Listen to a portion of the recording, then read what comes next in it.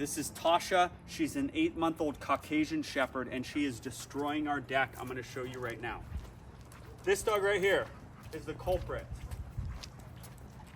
Here it is. This is our deck that she's just slowly and methodically destroying. Caucasian Shepherds are no freaking joke. They're stubborn, they're strong, they are a difficult breed. So we're gonna do 4 things. And if your difficult breed is destroying your house, a young, you're gonna do these 4 things, okay? You're gonna satiate that chewing. So I would say a bully stick as opposed to a marrowbone or a Kong or a rope toy or a pig's ear. I would say a marrowbone is most like wood, okay? So we're gonna satiate it with something she already seems to like wood, so we're gonna basically satiate that chewing with a marrowbone. No, dude. Then we are gonna mentally and physically exercise this dog. So we're gonna train her and run her so that she doesn't have as much energy to do that. Third, we're gonna do something called mark and punish.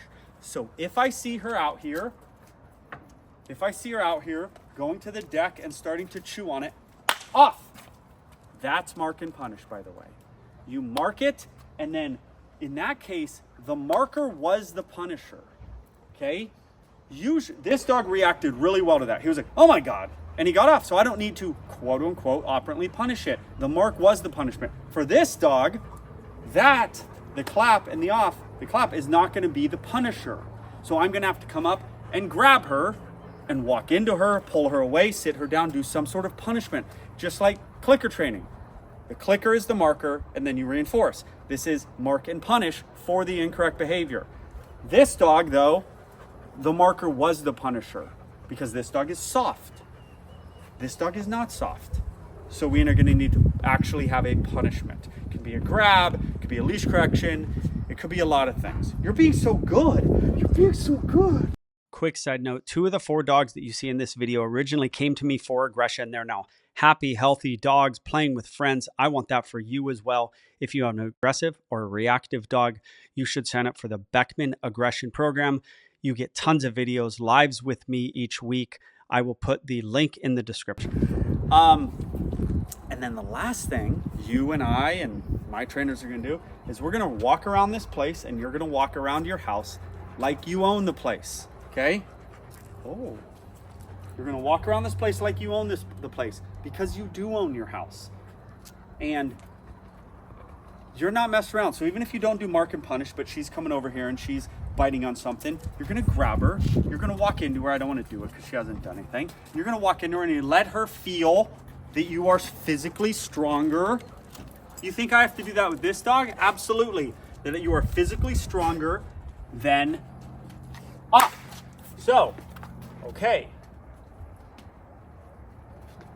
Sit. I told you the marker was the punisher. I was wrong, okay? I was proved wrong. Why was I proved wrong? Because it actually didn't work. A definition of punishment is if the behavior decreases. The behavior did not decrease. So I had to change it. Was the dog like, oh my God, he clapped the first time? Yes, the dog was. But by the dog getting up there again showed me I needed to go farther, add an actual punisher. Now, if it happens again, I will either need to go farther again with that, or I will need to say, let's switch gears. Which I'll probably do one more correction like that, one more punishment like that. And then if it still doesn't decrease, the coming up here, I'll probably switch gears. Does that make sense? The definition of punishment is if the behavior decreases. Punishment doesn't mean mean. Punishment doesn't mean pain. Punishment literally means if the behavior decreases, it's punishment. Most people don't know that. Oh, you know he thought about jumping up there, and he didn't. You know why he didn't? Because what I just did. But the first one didn't work. The second one provably worked with no pain, no e-collars, no treats. He came here and he was like, I want to jump up there, but I'm not, because what that dude did last time. This dog is going to be a more difficult dog, has proven to be a more difficult dog, but they need to, so the last thing was feel your strength. What about this dog, Connery? You think this dog doesn't need to know you're a strong human being? This dog's 100 pounds. He's been coming to us for years. This dog thinks I am God. I don't.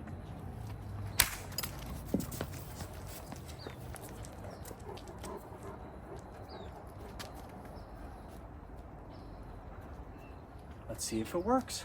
Chewing right on that thing in the middle of the video. So I'm gonna operantly mark and punish. That's what I just did. There's also a little bit of dominance in there. Joel, don't use that word dominance. I'm gonna use it because people hate it. That's why I'm gonna use it.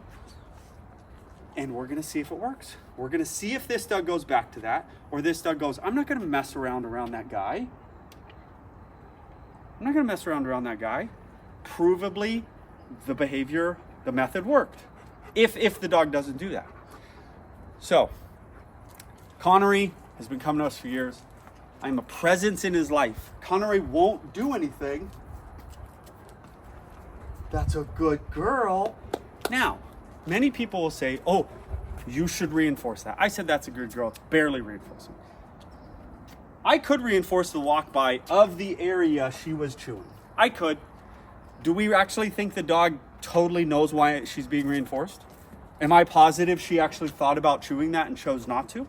I'm not positive of that at all. I can say good girl because it's a nice thing to say. I don't know if I'm going to increase the behavior of making a choice to not chew on that by reinforcing the choice to not chew on that.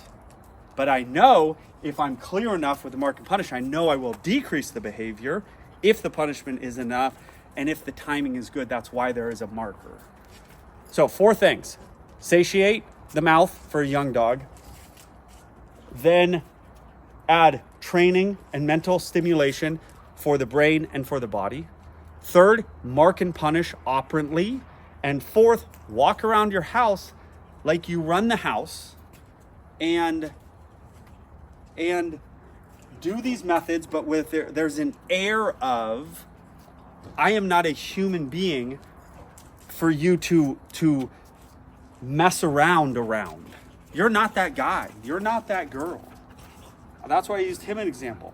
This dog is like Prince to me. This dog is just like, you are the man. I don't mess around you. He has fun, but he does not do anything around me. This particular dog. Look at the way he looks at me. This dog is just like, you are everything, Joel. He's like, you are everything to me. I don't love that. I don't want that.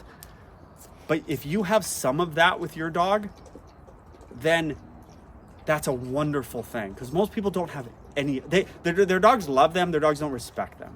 This dog respects me because of the way I act. And I just want to impose that and have you have some of that in your life, have more of that in your life, because it can just fix major problems.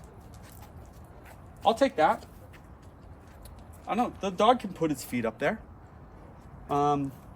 We know what it can't do. 2 paws touching that is, look at this dog. Look at this dog. He's the best boy. He's the best boy in the whole world. You want your dog to look at you with respect, okay? And you get respect by doing the things that I'm telling you about, all right? All right, quit messing around with your freaking dogs, dude.